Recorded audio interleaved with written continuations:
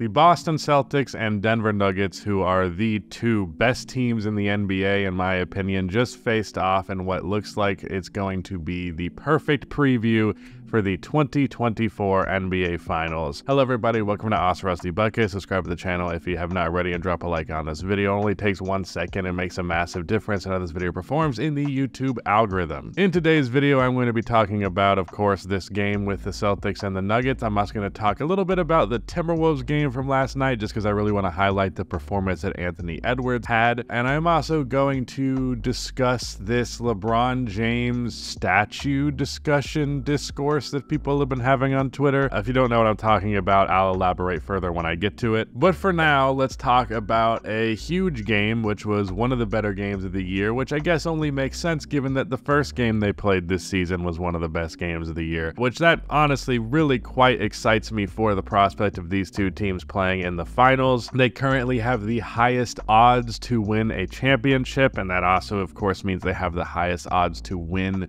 their conference. I'm referring to like Vegas odds here.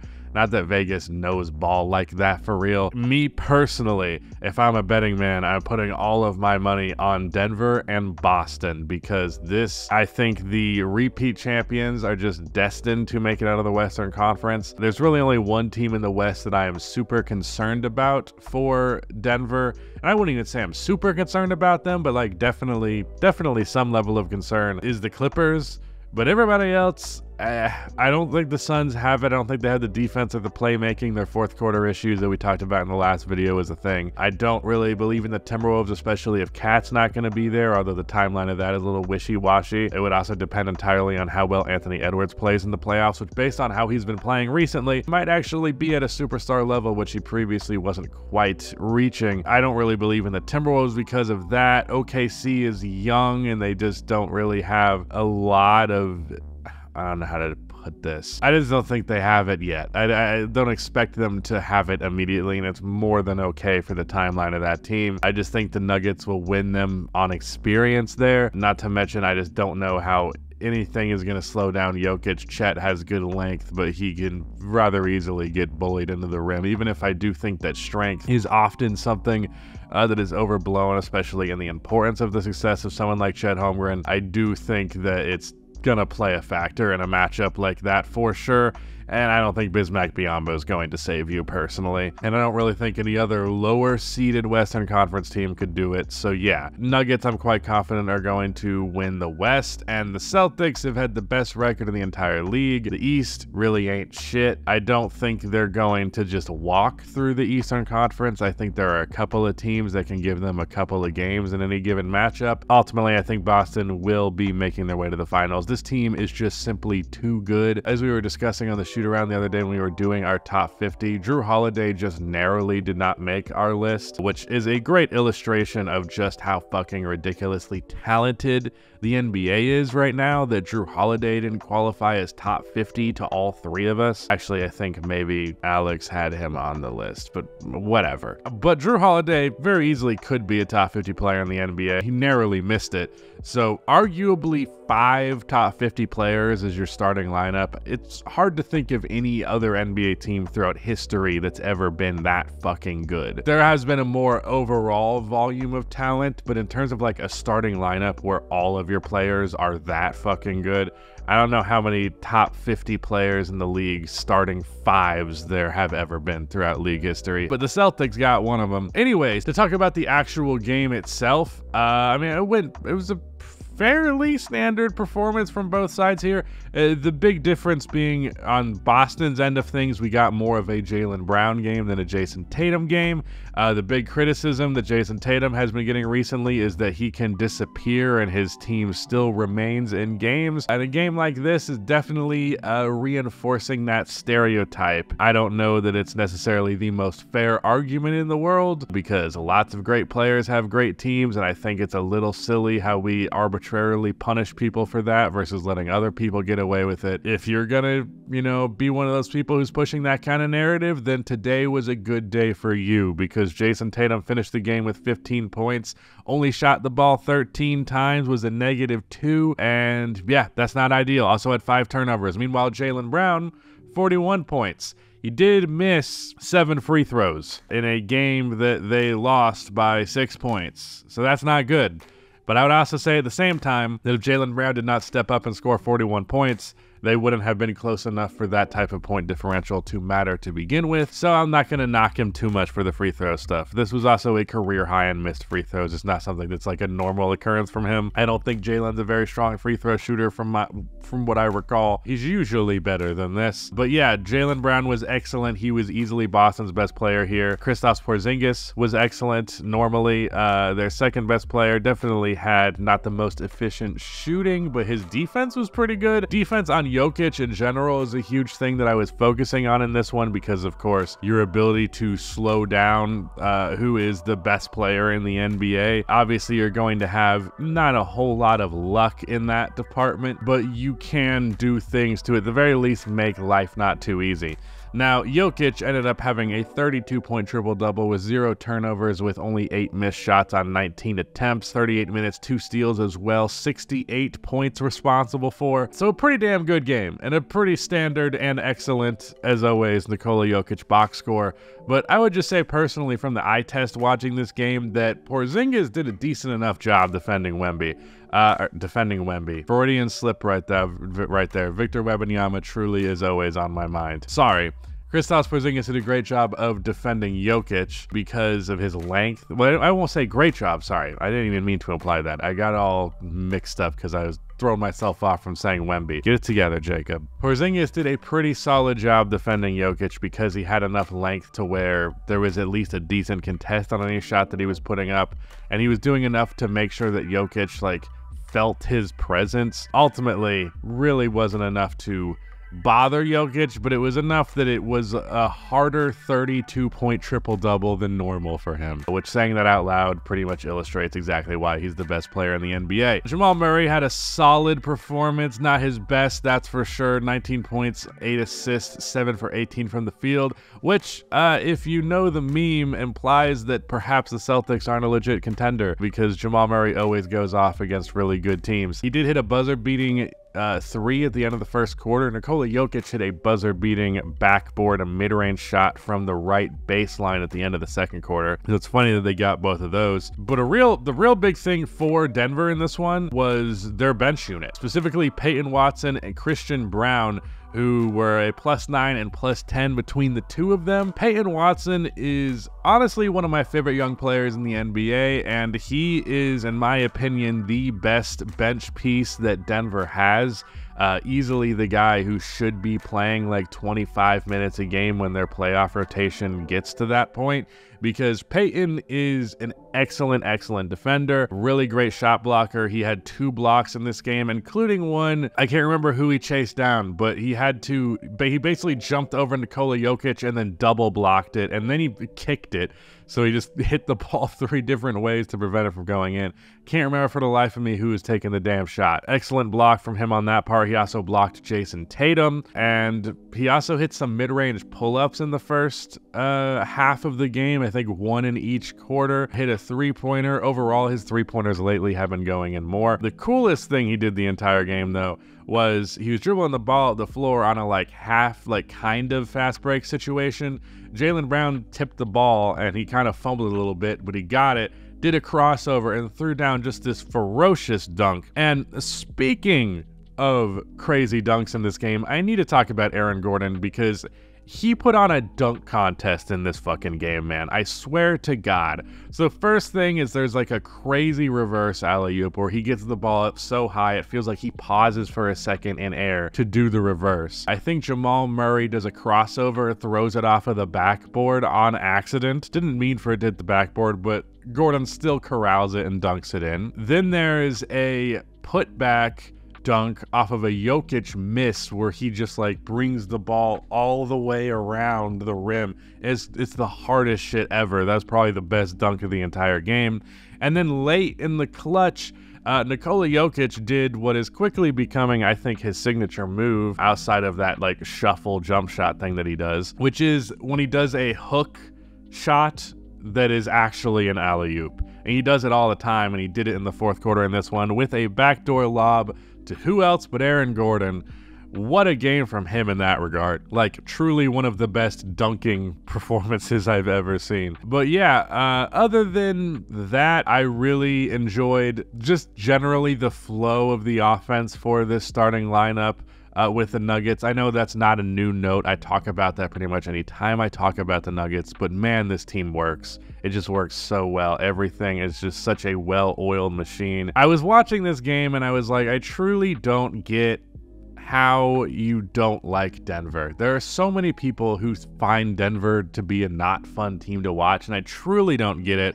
Jamal Murray is one of the most exciting scorers in the league when he's hot. Michael Porter Jr. has one of the prettiest jumpers in all of basketball. Aaron Gordon can do things like he did today, which throw down a bunch of crazy fucking dunks. And Nikola Jokic has some of the best vision of all time and does a bunch of fancy passes all the time. And who doesn't like fancy passes? I get if you don't like post moves that much, but like, what else? The fucking KCP is like a really excellent role player.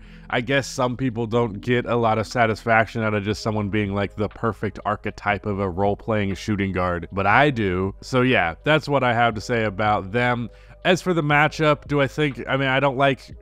I don't like reading into what a regular season matchup really means for the postseason, but for what it's worth, Boston has lost very few games this year, and 2 of them have been to Denver, and 2 of them have been pretty convincingly Denver. And by that I don't mean blowout, you know, convincingly does not have to mean a blowout. I mean they seemed like they were the ones in control of the game throughout both of those games, and that's exactly how it feels in this one. Denver just seems like the superior team to me, honestly. As crazy good as Boston is, I'm interested though. I really want to see this finals matchup because while I'm a big believer in Denver, I also don't think they had the craziest competition in the world. I know there's so many narratives about the competition they face in the playoffs, and I ultimately think most of it's exhausting. It's not really a fun way to talk about the game. The competition was good enough, but it wasn't amazing, and we haven't seen Denver play like an actually great NBA team. I think Boston would be the first genuine playoff challenge, like a genuine challenge that they would face. And I really think either way between these two, you're going to get a 7-game series. I would pick Denver personally. I guess I'm kind of just giving you my finals prediction preview because I think this will be the matchup and I think Denver will win. But I wouldn't be surprised if Boston won. Not even a little bit, man. This team is crazy fucking good. All right, let's quickly talk about the Minnesota Timberwolves and the Indiana Pacers game from last night, which I decided to watch because of the clip that I saw this morning of the craziest fucking block I've ever seen. It's probably not truly the craziest, but it is up there. Anthony Edwards on a fast break after missing a free throw to put the Timberwolves up 3. He ends up chasing down Aaron Nesmith and jumping so high to swat him with his left hand, so high that he had to duck his head down to avoid the rim, and he like hit his elbow or his shoulder on the backboard as well. Landed really weird. I was honestly afraid he would be hurt afterwards, but he was just perfectly fine, got right back up. Game-saving block, one of the clutchest defensive plays I've ever seen, and truthfully, just from a pure impressiveness standpoint, one of the most impressive blocks I've ever fucking seen. And I tweeted after I saw it, like, am I crazy? Or is this one of the greatest blocks in NBA history? I think this definitely cracks the top 50 at the bare minimum. It probably cracks the top 25. Truly a ridiculous block. Otherwise, the rest of the performance that stands out is his scoring. Ant did shoot 35 shots to get 44 points, and that amounts to about a 57% true shooting percentage, which is 1% below league average. I only know that because I was curious, just based on the splits that he had specifically, what it would actually amount to, because he got 8 free throw attempts and only made 5 of them. It's a lot of field goal attempts for 44 points, but it's right about league average efficiency. And this was kind of a situation where he had to unload the clip, which is a little concerning to me. As we talked about in the recent video, Karl Anthony Towns is out indefinitely. Apparently there's going to be an evaluation in about 4 weeks, but that is not a guarantee that his actual return will happen or how good he will be. And that means that Anthony Edwards is going to have to step up even further when he's already been carrying this team quite a bit. So I don't really know what that's going to look like. First thing I said was that Nas Naz Reid would be starting, but they did not go that way. They ended up starting Kyle Anderson. I guess they're just going for more versatility with the forwards, but like, Kyle's such a non-factor of an outside shooter, and I really don't like him as a player in general. He's a good defensive player, and he's a good playmaker, but he's such a bad scorer. It's just not, and I just don't think he's that good. But I understand kind of the logic of that rotation because they played the same amount of minutes, him and Naz Reid. Also, another player I want to highlight is Nickeil Alexander-Walker. Played some really strong defense in this game, and in general, he's been a really positive player for them. I thought he sucked last year, and he's been awesome this year. Like, I thought he was one of the worst rotational players in the league. Like, when he was in their rotation in the postseason with Denver last year, I was like, why? Why is he here? It would totally make sense for him to be there now because he's been a lot better this year. Talk about Indiana real quick. Nothing particularly exciting from them. Kind of a standard performance across the board. Standard Hallie performance. Standard Siakam performance. Yeah, that's pretty much it. Anthony Edwards was awesome. I was mostly just curious how the Timberwolves would look without Cat offensively. And it looked a lot like Anthony Edwards having to carry them, and that's not ideal. I would hope they can find other ways to put the ball in the basket, because if this is what their offense is going to look like, they're definitely not going to be going very far in the postseason. Just straight up, I don't think that's going to happen. But yeah, awesome game from him nonetheless. Also, my last note, TJ Warren is on the Timberwolves. I had no idea. I hadn't watched the Timberwolves in a bit.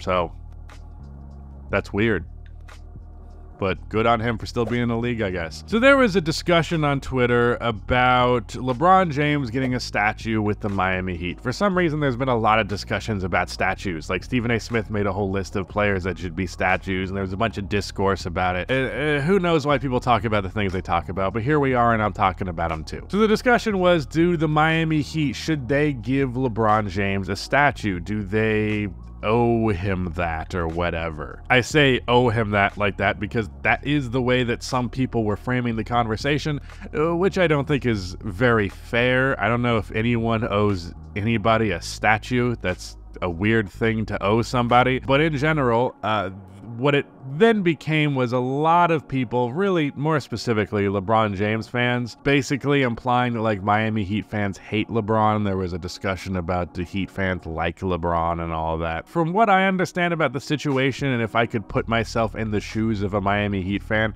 I completely understand why you don't think LeBron should have a statue outside of the arena, because how many players get statues outside of an arena for a 4-year stint with a franchise? Like, I don't think Toronto is going to do a Kawhi statue, you know, things like that. LeBron was there for 4 years and not one, but you get what I mean. And if we're talking about statues for the Miami Heat specifically, especially with players who are retired, obviously we need a Dwayne Wade statue way before you need a LeBron one. Because LeBron is the best Heat player in franchise history. But Dwayne Wade is the most important and the signature best player of the Miami Heat. You know, like LeBron James, objectively the most talented player to ever put on a Heat uniform, especially in 2013. Like, that version of LeBron is fucking ridiculous. Dwayne Wade is the franchise face and was there for a much longer time and won them their first title and is iconic in Miami. I think there's a place called Wade County out there. I don't know if that's actually true or if it's just a thing that they say. I've never actually looked into it. But if I was a Miami Heat fan and we were, you know, I'm a huge Dwayne Wade fan, so I can imagine what that's like. It seems a little disrespectful to me, the idea that LeBron would get that first, or that that's the first conversation we'd have about statues for Miami or whatever. I think LeBron should have one in Cleveland. That's where he spent most of his career. It's where he's most commonly associated. It's where he gets all of his, most of his iconic stuff. Like, in particular, the most iconic play of his career and the most important championship in his career happened in Cleveland. He has a very interesting story arc there. The return thing, you know, there's not really anything else like that throughout NBA history that you can think of, so that's really compelling. Yeah, that's really all there is to it. LeBron should get a Cavs statue and be chill with that. I don't know why we care so much about statues, and I don't think the Heat fans hate LeBron. I don't. I just think they're more indifferent to him than LeBron fans of today are, because they stopped being LeBron fans in 2014. It's been a decade, man. Move on. You know, we're not in middle school anymore. Anyways, shout out to Nick for editing this video. It actually is over now. Goodbye.